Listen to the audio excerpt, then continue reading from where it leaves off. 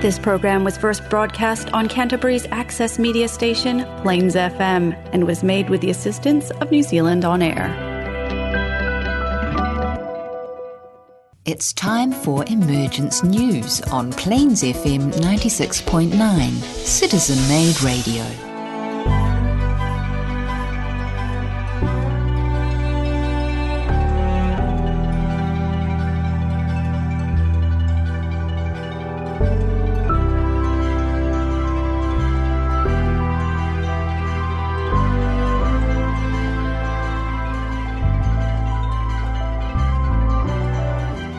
Hello and welcome to Emergence News, coming to you on Plains FM.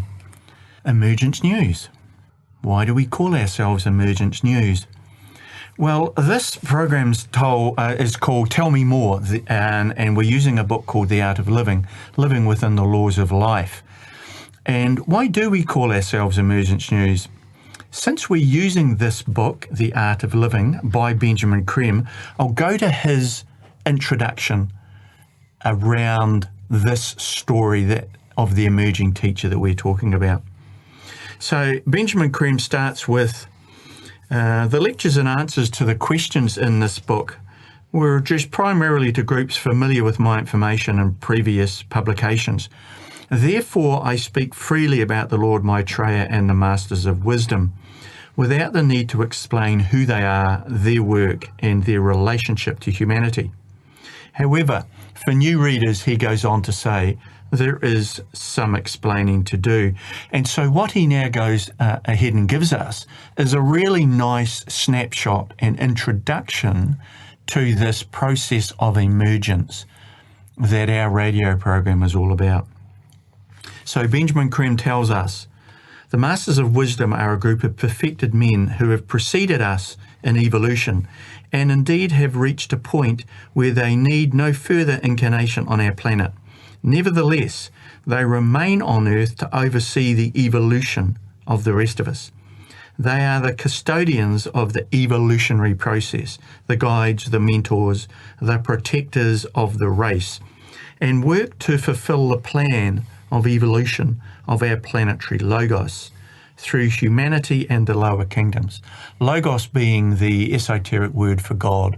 And this planet has a God, Peter, as do all the other planets in our solar system. Yes. And the solar system itself has a solar logos. That's right, indeed. Yes, every planet has its own logos, and ours is called Sanat Kamara.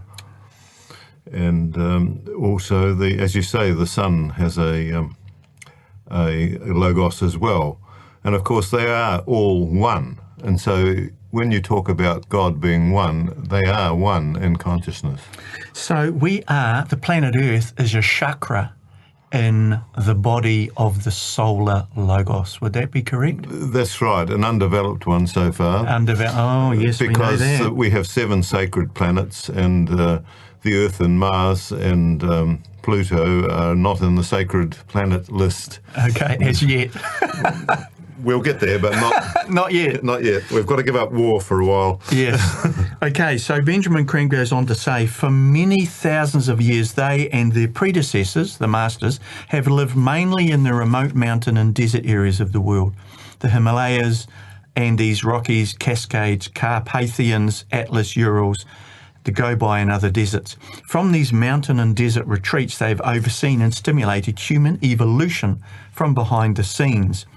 For over 500 years, they have prepared themselves for a group return to the everyday world, which, as Benjamin Creme now says, is now in progress.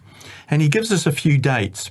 He tells us that in July 1977, the head and leader, the Lord Maitreya, who embodies the Christ principle, the energy of love, and holds the office of the World Teacher, descended from his Himalayan retreat and entered London, England, his point of focus in the modern world. Maitreya lives in the Asian community in London as an ordinary man, awaiting the appropriate time to come openly before the world. He is expected by religious groups under different names: the Christ, the Imam Mahdi, the Messiah, Krishna, Maitreya, Buddha. He does not come as a religious leader, but as an educator in the broadest sense.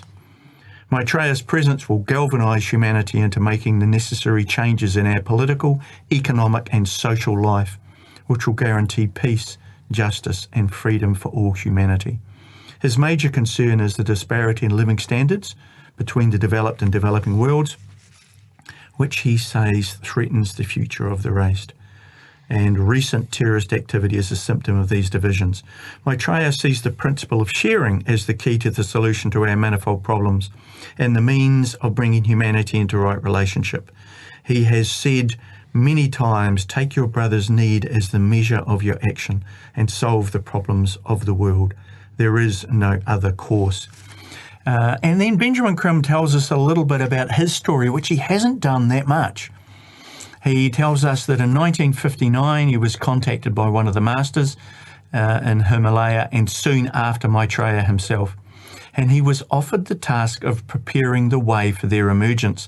And I guess, Peter, on this program, we tend to reference Benjamin Crumb as the modern oracle. Exactly. So following on from Blavatsky, Alice A. Bailey, and now Benjamin Crumb. Exactly, that's right. Yes, and he's been so good at putting things forward in a very easy to understand, easy to follow way, hasn't he? And very pragmatic, yes. With a touch of humour and a touch of almost the humanity about him. Definitely. He's a lovely writer.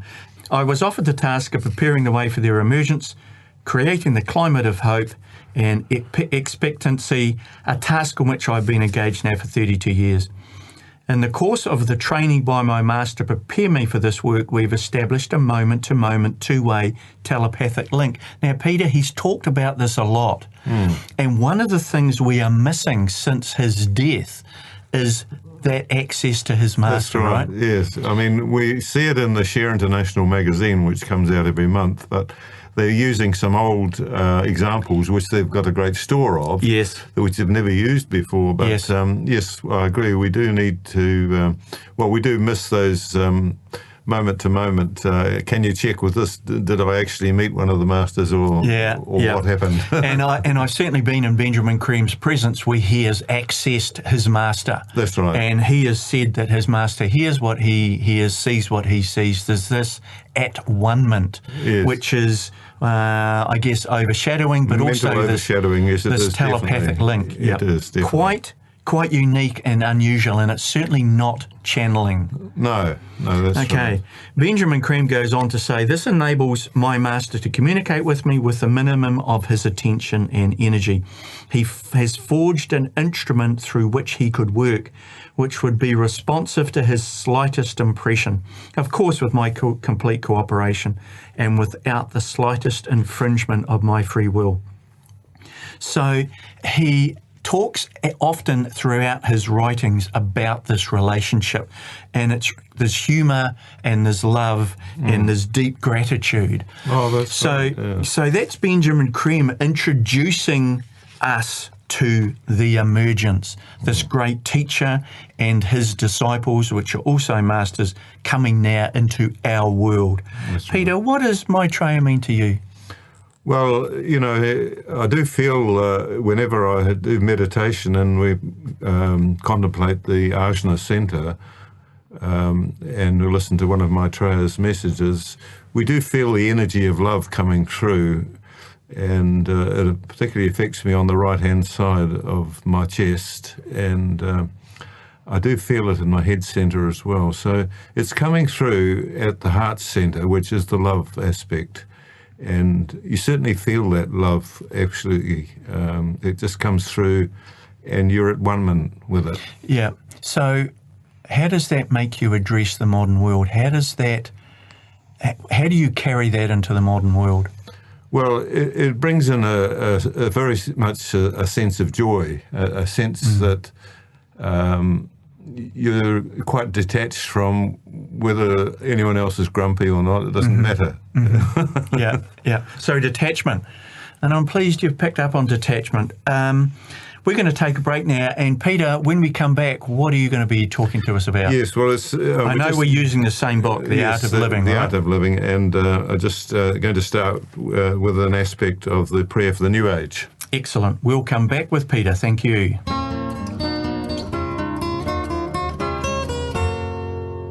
All right, welcome back. And Peter in the studio with me.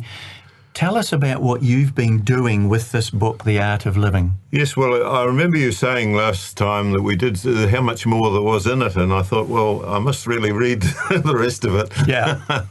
And you were completely right. There was just so much more. I thought, you could talk for hours on what he's got in there. Yeah. And, that was very good of you to pick that up. I think I've been enjoying it, I must say. Yeah, now you often read Alice A. Bailey. Yes, I do. Which I guess was Benjamin Cream's predecessor. Yes, that's And right. Interestingly enough, I've read a lot of Alice A. Bailey, but where I tend to fall back on is Benjamin Cream. Yes, well, it's certainly easier to understand and more practical for us to use. Yep. Definitely. So what have you got for us from The Art of Living?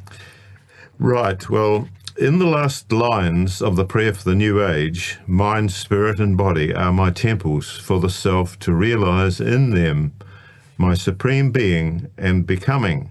Those are the words of that, the last words of that prayer for the new age. Yeah. Now, through Maitreya, we can realise this supreme being, which is often we're a wee bit unsure of perhaps. And Maitreya, of course, is the embodiment of the Christ principle, the energy of love. As the Christ principle is awakened where it is not yet awakened, and stimulated where it is awakened, it will transform the world. In that sense, Maitreya can say, I am with you and in you. I seek to express that which I am through you. For this I come. So this is his modus operandi, this way is here, to bring in this love energy. That's one of the main reasons.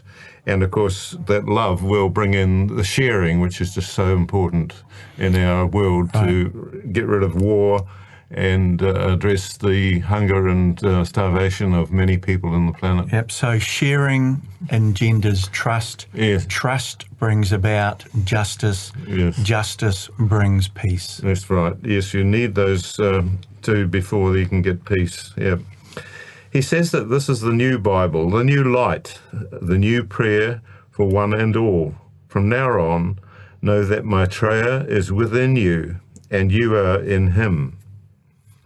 Every vibration of love that we send out finds its response in the heart of Maitreya.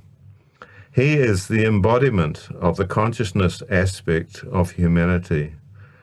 It is through consciousness and development, that of conscious awareness, that we evolve. So that's how we actually evolve, is through this conscious awareness. The more we are aware of him in us and in him, the surer we are on the path, and the more we can give to those around us. So Maitreya talks about self-awareness first, Yes. and then self-realisation. That's right. So there's the difference between knowing what you can be and becoming what you can That's be. exactly right, and that's where I'm going on to from there.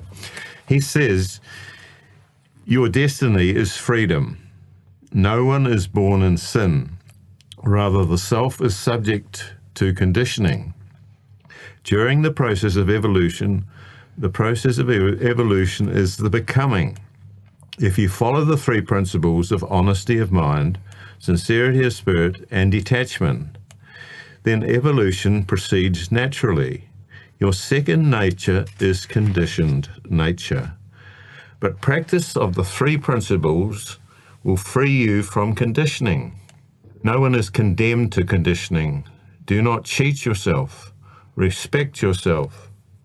What is peace? In creation, peace means non-conditioning. What is war? War means conditioning. Maitreya says, I have not come to create followers. What is important is yourself, free from compulsions, able to fulfill your duty without a sense of burden, not bothered by praise or criticism. And that's the detachment, not bothered by praise or criticism. Right. Do what you have to do. Mm-hmm. The moment you feel divinity within you, you realize that everything is within you. The master key is within you.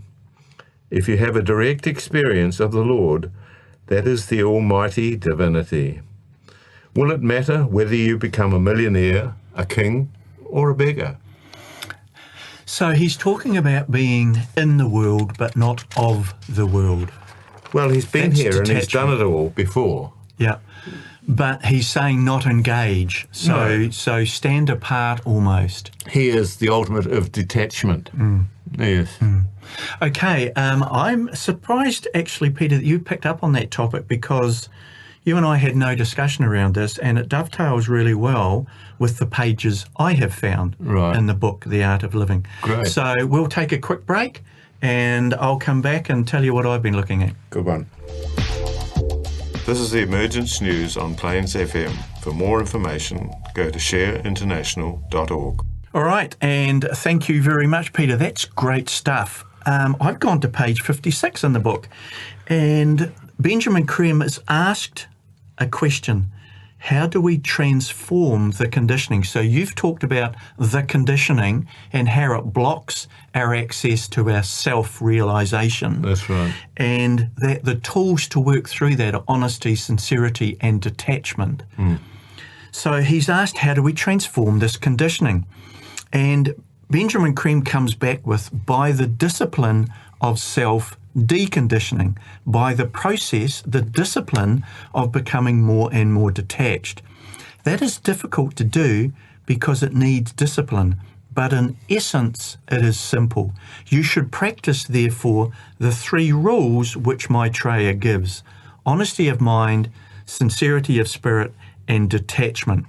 And so what Benjamin Creme goes on to do in this section is unpick each one of those. So he starts with honesty of mind, thinking in a straight line. He says most people think one thing, say something else, and do something else again. What we think, what we say, and what we do are all different. There is no honesty of mind. He then goes to sincerity of spirit. What does he mean by that? He comes back with, we copy one another and condition ourselves by copying. Conditioning is copying by not being yourself. If you are not yourself, then you have to be something else. You have to be something at any given time. And if it is not yourself, it is something that is, in part, the not self. So we are often the not self.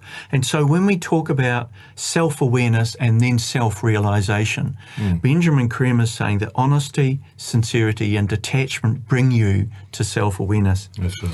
He wraps it up by saying, occasionally under certain circumstances, we become sincere in our hearts and in our minds and act in that way, speak from the heart to the heart. But most people and much of their actions relate to people to impress them, to create a vision in the mind of their companion which is favourable to themselves. We act a part because we feel that will impress. They will think highly of me. They will think I am very intelligent and very sure of myself. Of course, I know I'm not sure of myself, but they will think I am if I speak with a loud voice and come over crisply and strongly. And he goes on to give some examples of how people behave. And he finishes with, and if I have a lot of friends, I will be really happy. So he talks about this insincerity where we project a vision so that people will like the vision, so we feel safe. He kind of goes ahead with, that is the sincerity in which many people live. How many people are really utterly, entirely themselves? And he gives an example, a child with its parents, because the child is as yet unconditioned. A young child with its parents is absolutely honest until it is corruptive. Then, of course, it acts up and it says to itself, I know if I keep this up, I'll get what I want. And so they will. They cry and cry and cry, throw tantrums, and the parent caves, right, under this assault. So he's saying corruption sets in quite early, but at first the child is totally honest. It only cries when it's hurt or hungry or tired, and all the rest of the time it smiles. And then he picks up with detachment. And so how many people are detached? Well, he says, ask yourself how you feel. Are you free from the need for for what other people see of you. How free from the need for constant praise, the need for constant thanks. How free of that are you? So that everything you do, however little it is, they give thanks for. You structure your life to get thanks. Just that little bit of praise. It keeps you going. It builds your ego. How can you say you are detached if this is going on all the time? So Benjamin Creme takes us to the point where he says, look for that which shows how undetached you are. If someone praises you, does it make any difference? Mostly, I think you'll find that it does. If you are detached, it should not make any difference whether people are for you or against you, giving praise or unflattering criticism. It should make no difference if you are really detached. And if you are truly detached, you are not conditioned. He talks about honesty of mind, sincerity of spirit, and detachment are the key ways to overcoming conditioning. Now, we've talked about this a lot on this program, and it's that personal honesty. It's that mental honesty. It's that thinking honestly. That is the start point. That's right. And if you want to overcome the behaviours in yourself, you have to be able to be self-reflective and observe those behaviours honestly. Krishnamurti, who was once described as the perfect disciple of Maitreya, uses the phrase, I will observe without condemnation. And I think he's applying that to himself as much as to external. Of course. So I will observe my own behaviours without condemnation. So you need to have that honesty, but then don't beat yourself up with it. No. Well, you realise that you're not the personality anyway. Right. You are beyond that. So the battle is with the ego, the personality. Of course. And honesty of mind is the start of that battle. So Benjamin Creme talks about how this is important, how our young children have it, and then we condition them, we apply them with our conditioning so they fit in, so they behave, so they become who we think we want them to be. But this honesty, sincerity and detachment is the key to going forward. Yes, freeing ourselves. Excellent. We'll come back shortly and wrap up the program.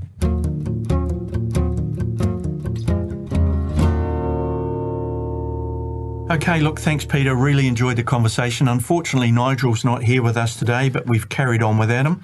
Nigel will be back for the next part. And just as a little bit of a teaser before we go, I've got the book, The Art of Living, in front of me. The Art of Living, Living Within the Laws of Life. And here are some of the topics. There's a talk given by the Master, Moving into Divinity, and then another talk, The Art of Living. He talks about intuition, reincarnation and karma. He talks about Maitreya's teaching on awareness, which is what you touched on today, Peter. He also talks about the law of karma and the law of harmlessness. Harmlessness and harmfulness, the law of sacrifice. Talk about conditioning, which is what I've touched on. Benjamin Creme also moves into leisure, simplicity, and the art of living. And he finishes up with probably our most important topic. He talks about the pairs of opposites. Aspiration, the meeting of spirit and matter, fourth ray of harmony, which you and I discussed a couple of programs ago. He talks about service and cooperation, and then he finishes the book with a talk on illusion. Glamour and illusion, intuition, clear thinking, and how to get rid of glamour. And you touched on intuition a couple of programs ago, Peter. So can you just give us an idea about what you think intuition is as we leave? Well, intuition actually comes direct from the soul.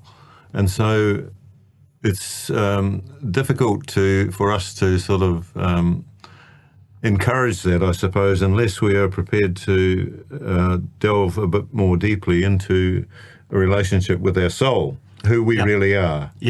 Because that's where it comes from. It's not. There's nothing to do with our mind. Or the gut. Please don't tell me it's the gut. No, it's beyond the gut. Yes, definitely. It's the true intuition is a knowing, and it's always right. And it's soul. Exactly. All right. Thank you, and thank you, everybody, and we'll be back next time. All this information can be found on the Share International website, www.share-international.org, and also don't forget the podcasts, which are available on the Plains FM website. We welcome your comments, questions and feedback. Please contact us at emergencenews@gmail.com.